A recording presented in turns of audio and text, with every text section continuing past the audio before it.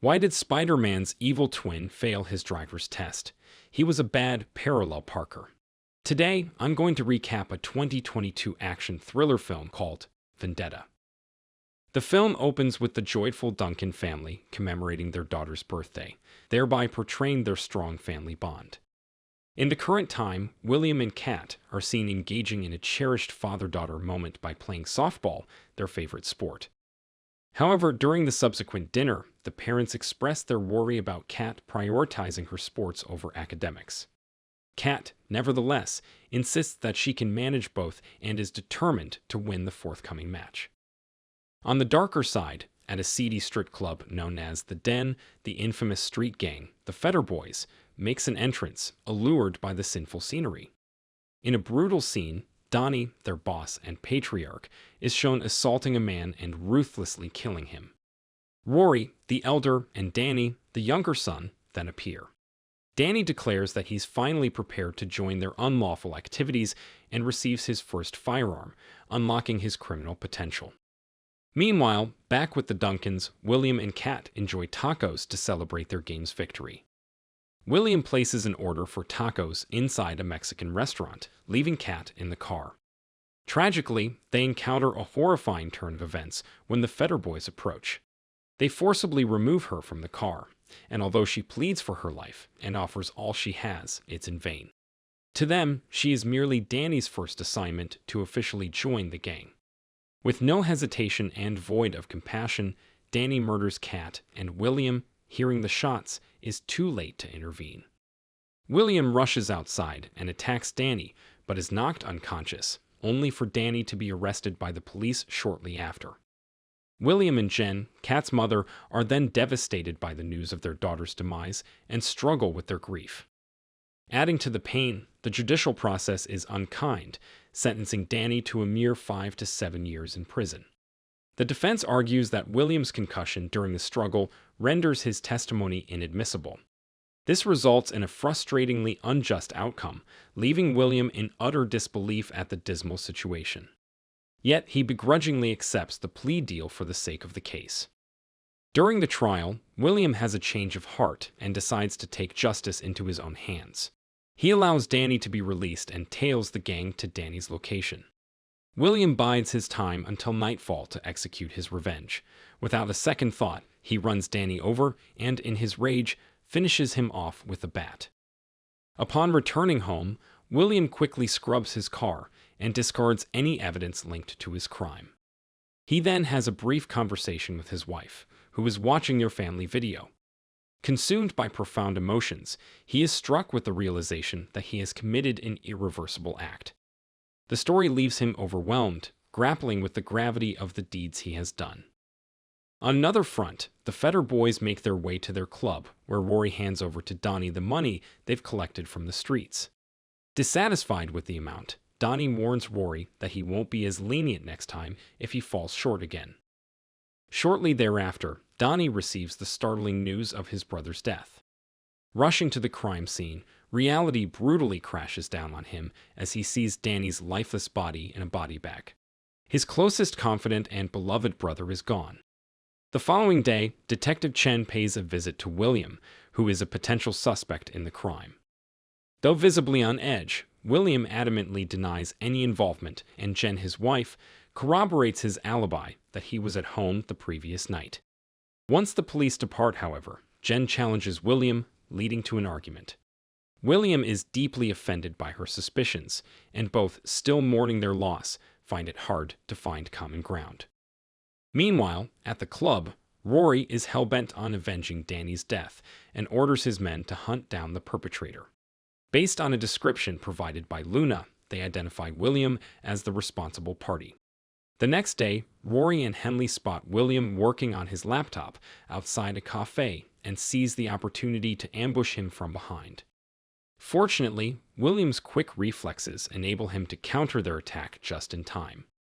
Although he attempts to flee, he's captured and fights for his life. Utilizing his skill and experience, he kills Henley and manages to escape once more.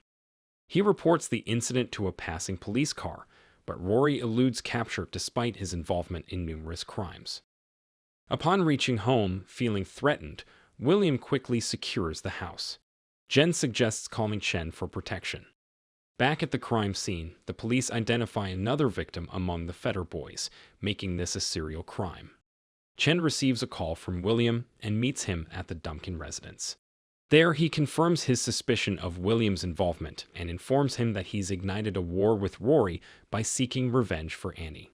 He also brings up William's Marine record, indicating his capability to handle himself, but agrees to William's request to safeguard his wife by stationing a police car outside their home. Following this, a car smuggler named Dante enters Roach's illicit auto shop, peddling smuggled car parts on the black market. In exchange for money, he plans to sell them a car, but unexpectedly receives a bag filled with high-grade firearms. These weapons could be sold for an exorbitant amount, providing an unexpected turn in the story. That evening, William makes a painful confession to Jen, admitting that he killed Danny in retribution for their daughter's murder. Abruptly, the squad car guarding their home leaves the scene when a bottle is hurled at them, providing an opportunity for Rory and Donnie to invade the house.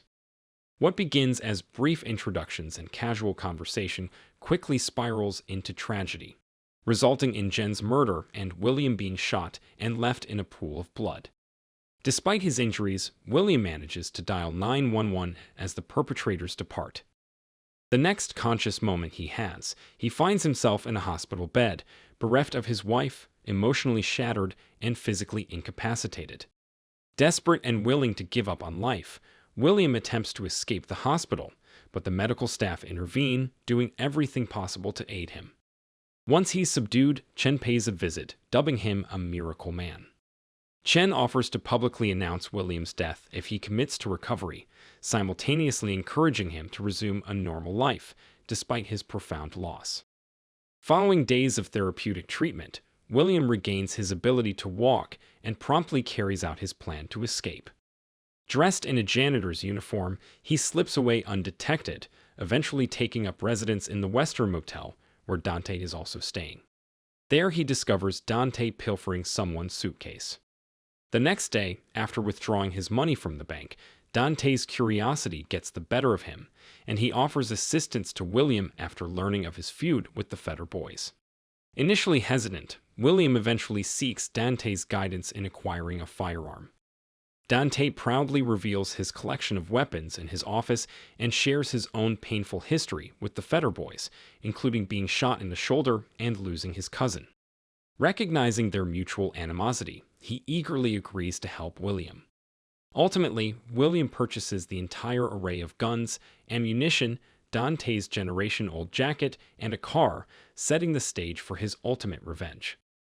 Soon after, William heads to an open field to practice his shooting skills, dedicating days to honing his abilities to prepare himself for battle against the Fetter boys. When the moment arrives to enact his plan, he visits his family's grave, paying homage to their memory. His heartbreak, that of a grieving husband and father, is a wound that can only be salved by vengeance. That night, he gears up to assault Zach, Rory's right-hand man, stealthily entering Zach's house. He finds him engrossed in a video game and launches an immediate attack. The two engage in a fierce hand-to-hand struggle, and William is momentarily overpowered by Zach's size and strength. However, the tide turns, and Zach soon finds himself pleading for his life for his daughter's sake. William's thirst for revenge allows no mercy, and hours later, the police discover Zach's lifeless body. Chen then visits Donnie's office to issue a warning. He unveils the fact that their conflict with William is far from over. William is very much alive, contrary to public belief, and is unquestionably behind the slayings of Rory's men.